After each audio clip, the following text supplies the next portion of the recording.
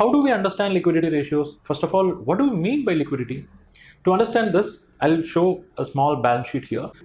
Balance sheet will traditionally have liability on one side, assets on the other side. Let us focus only on this current liability and current assets. Let's say this box is your total liability size and this is your total asset size, and in this liability, current liability occupies so much of portion out of total liability, and we know liability means something which you have to pay, and for paying that you need resources, and resources are basically assets, and for meeting this current liability you have to be dependent on current assets, and let's say current assets are only this much.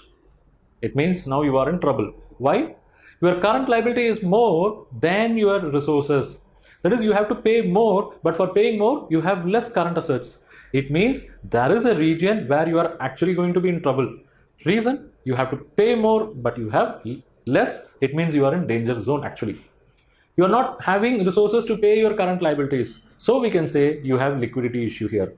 Understand, liquidity means ability to pay off your short-term liabilities and short-term expenses without difficulty.